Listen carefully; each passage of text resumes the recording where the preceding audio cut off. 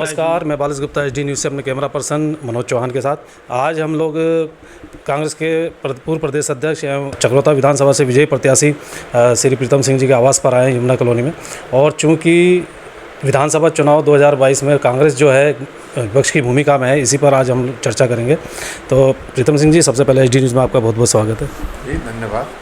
प्रीतम सिंह जी, चूँकि BJP party ने अपने मुख्यमंत्री और मंत्रियों का चेहरा घोषित कर कल जो है शपथ ग्रहण समारोह भी कर दिया है, लेकिन अभी तक कांग्रेस पार्टी ने प्रदेश अध्यक्ष और नेता प्रतिपक्ष का नाम घोषित नहीं किया है। इस बारे में क्या कहना होगा? उत्तराखंड के लोगों ने 2022 के इस विधानसभा चुनाव में एक बार फिर भारतीय जनता पार्टी को सरकार बनाने का अवसर दिया।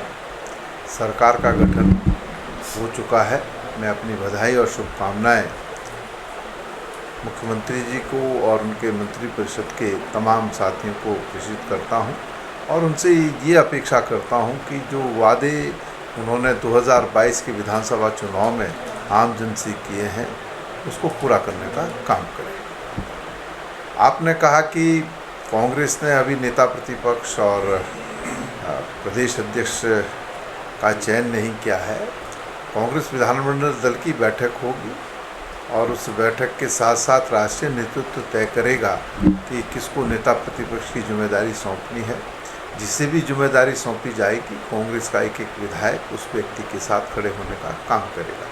और मैं समझता हूं कि राष्ट्रीय नेतृत्व शीघ्र जो है प्रदेश अध्यक्ष को भी जो है वो चुनने का काम करेगा या यहाँ पर भेजने का काम करेगा। जैसा कि देखने में आ रहा था कि चुनाव के दौरान कांग्रेस की जो लहर थी चल रही थी, लेकिन अचानक परिणामों में बहुत पीछे रह गई। इसका क्या कारण समझते हैं? नहीं, देखिए, ये सही बात है कि जब हम चुनाव से पहले और चुनाव के दरमियान आम जन के बीच में जा रहे थे तो ऐसा प्रतीत हो रहा था कि उत्तराखंड के लोग बदलाव चाहते हैं। लेकिन जब ईवीएम खुली तो परिणाम कुछ और सामने आए हैं। हमको विपक्ष की भूमिका दी है, उसका हम निर्वहन करने का काम करेंगे।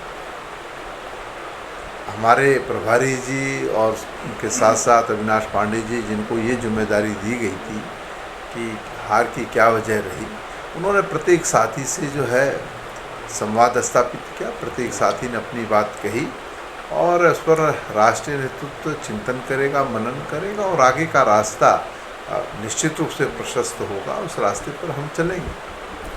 पिछले समय दौरान जो है विपक्ष ही मजबूत नहीं दिखाई दिया, इसका क्या कारण रहा? विपक्ष हमेशा प्रदेश के अंदर मजबूत रहा।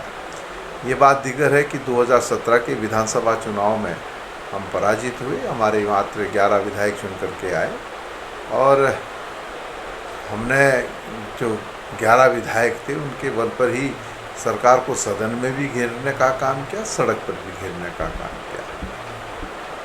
मजबूत विपक्ष की भूमिका कांग्रेस ने निभाई है और आगे भी निभाएगी। क्योंकि इस बार विपक्ष जो है बढ़त में है और ऐसे में जिम्मेदारी भी ज़्यादा बढ़ जाती है, तो विपक्ष की प्राथमिकता में क्या क्या कार्य रहेंगे? नहीं, देखिए, ये सही बात है कि हम 17 में 11 विधायक चुन करके आए और 2022 में जो है हमारी संख्या बढ़ करके 19 हुई है। हमको विपक्ष की भूमिका दी है और हम देखेंगे कि सरकार किस तरीके से कृत कर रही है। जो वादे उन्होंने किए हैं उन वादों को सरकार पूरा कर रही है या नहीं कर रही है। और अगर सरकार उन वादों के अनुरूप कृत्य नहीं करेगी तो स्वाभाविक बात है कांग्रेस को विपक्ष की भूमिका उत्तराखंड के लोगों ने दी है, तो सदन से लेकर सड़क तक जो है संघर्ष करने का काम करेंगे। अच्छा, क्या लगता है कि कब तक प्रदेश अध्यक्ष और नेता प्रतिपक्ष के नामों की घोषणा हो जाएगी? देखिए, जो चीज़ प्रीतम सिंह के हाथ में नहीं है उस परिप्रेक्ष्य में मैं कोई बात कहूँ तो कदापि उचित नहीं है। ये तो राष्ट्रीय नेतृत्व को तय करना है। राष्ट्रीय नेतृत्व मैं समझता हूँ शीघ्र इस दिशा में कदम उठाने का काम करेगा। चलिए, कोई नहीं। अब नेता प्रतिपक्ष की भूमिका में है इस वक्त कांग्रेस, तो जनता को क्या संदेश देना चाहेंगे? नहीं, देखिए, उत्तराखंड के लोगों ने 2022 के इस चुनाव में कांग्रेस को विपक्ष की भूमिका दी है, तो स्वाभाविक बात है विपक्ष का जो राजधर्म बनता है उसके अनुरूप जो हम चलेंगे। हमको विपक्ष के लिए लोगों ने जनादेश दिया है, तो जो विपक्ष का दायित्व होता है उसका हम निर्वहन करने का काम करेंगे। चकरौता विधानसभा से विजयी प्रत्याशी हैं, तो प्राथमिकता में क्या क्या कार्य होंगे? देखिए, चकरौता की लोगों का मैं आभार व्यक्त करता हूँ, धन्यवाद देता हूँ कि उन्होंने हर विषम परिस्थिति में भी कांग्रेस को जिताने का काम किया। और मैं ये कह सकता हूँ कि चक्रोता के अंदर जो विकास हुआ है, उस विकास को करने का काम अगर किसी राजनीतिक दल ने किया है तो वो कांग्रेस ने किया है। और आज हम विपक्ष में हैं, सरकार अगर चक्रोता के विकास में अवरुद्ध पैदा करने का काम करेंगे तो हम पुरजोर तरीके से उसका विरोध करेंगे, सरकार को बाध्य करेंगे इस बात के लिए कि वो चक्रोता के विकास को प्राथमिकता दे। अच्छा, प्रदेश की जनता के लिए कोई संदेश दीजिए। नहीं, प्रदेश की जनता के लिए क्या संदेश मैं दूँ? मैं प्रदेश के लोगों से एक ही बात कहना चाहता हूँ कि आप लोगों ने कांग्रेस को विपक्ष की भूमिका दी है, हम उसका निर्वहन करेंगे। हम समझते थे कि 2022 के इस चुनाव में शायद उत्तराखंड के लोग महंगाई को मद्देनज़र रखते हुए वोट देंगे। बेरोज़गारी की समस्या थी, कोरोना की महामारी में सरकार पूरी तरीके से निष्क्रिय रही, किसान लगातार सड़क पर संघर्ष करते रहे, लोकायुक्त का कहीं अता पता नहीं था, भ्रष्टाचार मुक्त सरकार का वादा किया था। हरिद्वार में कोरोना टेस्टिंग में जो भ्रष्टाचार हुआ उसे पूरी दुनिया ने देखा। भू कानून को लेकर के लोग संघर्ष करते रहे, आपके सामने तीर्थपुरोहितों को एक बहुत लंबा संघर्ष करना पड़ा। ये तमाम विषय थे, हम समझते थे कि शायद परिवर्तन होगा, लोग इन तमाम चीज़ों को मद्देनज़र रखते हुए जो है मतदान करने का काम करें।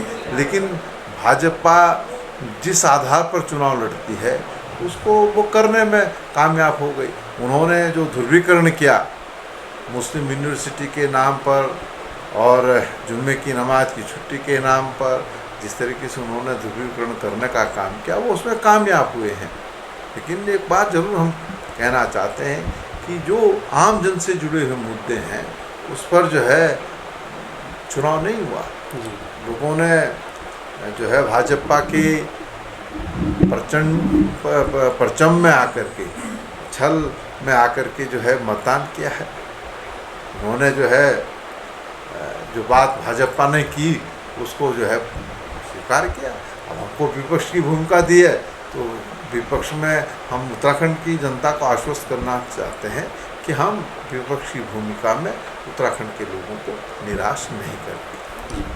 तो ये भी आपने कांग्रेस के पूर्व प्रदेश अध्यक्ष चक्रोता विधानसभा से विजयी प्रत्याशी प्रीतम सिंह जी को सुना, जिनका कहना है कि हम विपक्ष की भूमिका रहते हुए जन मुद्दों को उठाएंगे और अगर सरकार से कोई चूक होती है, कुछ जनता के हितों मुद्दे उठाने की बात आती है तो उसको सड़क से लेकर सदन तक भी लेकर जाएंगे। तो प्रीतम सिंह जी, HD न्यूज़ से बात करने के लिए बहुत बहुत धन्यवाद। Thank you very much.